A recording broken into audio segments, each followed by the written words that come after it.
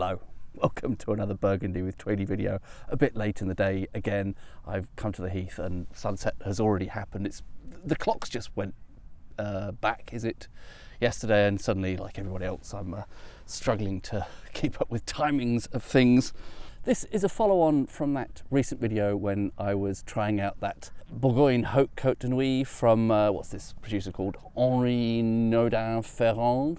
And the other one was the 2018 vintage, which I was sort of reasonably sure was, I don't know, in the end it felt like it was oxidized or something, cork a little bit loose, the wine a little bit brown, the whole thing sort of vinegary or more acidic than it really should have been. So it's going to be interesting. This is of course a different vintage, and yeah, that's one different variable, but if this is in reasonably good form, then that will be confirmation that that other bottle was indeed faulty. If this is also weirdly acidic and has some of those other issues, then that will suggest that this is a house style, and a house style that I will know in future to avoid. So things to watch for here. Let's hope this cork doesn't come out too easily. That was the first bad sign last time. I mean, perhaps that's just the bottle style, but very little resistance there, as you may have just seen. It's quite sort of thin glass around the top, as I don't know if that makes any odds either way. I'm going to struggle to judge the colour of that, aren't I, given this lighting? It's becoming a sort of stupid running joke. Can never tell what the colour's like. Doesn't look too bad from what I can tell, given the suboptimal lighting. Right, what are we getting on the nose? Not a huge amount. I mean, there is a vague hint of some kind of berry fruit. I almost want to say brambly, kind of blackberry. Tiny hint of blackberry, which I recently learnt is mûr, isn't it? I don't know if that has any bearing on the word demure. Mûr in French, I think, for blackberry, something like that. It's all a bit subtle. I don't know, perhaps hints of tea. And there might be very subtle cherry and other red berry fruit, but not really doing a lot for me up front on the nose there.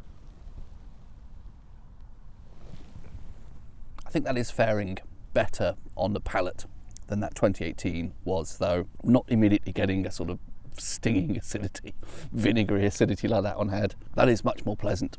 A nice weight, a nice balance to it. There is some acidity, but you know, there's also hints of sort of fruity kind of sweetness. Not really much to talk about in terms of tannins. As a result, I do quite like the mouthfeel there. Quite smooth, actually, quite silky.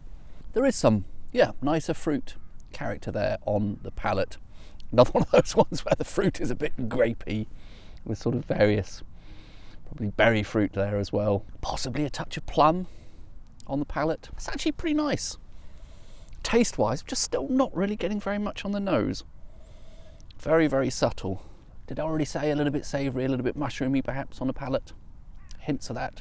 All right, should I try and come to some sort of summary or any further thoughts? There is maybe something slightly floral on the nose actually now. I suppose faint hint of rose petals or possibly rose hip. Maybe even veering a little bit violety now. That's quite nice. It's taken a while to emerge. The nose is developing a bit now. So I would say, you know, first off, overall, this is significantly better than the 2018 was, that particular bottle.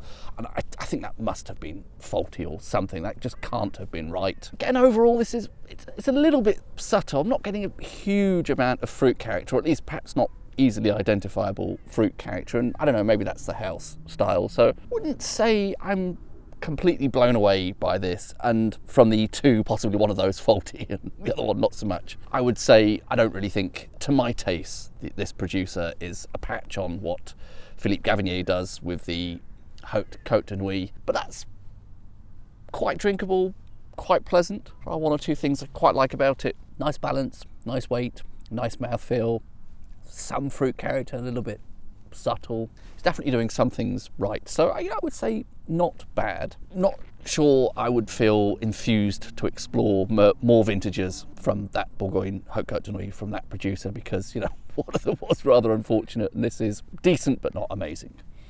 Is that a reasonable summary? Decent but not amazing. Right. Cheers.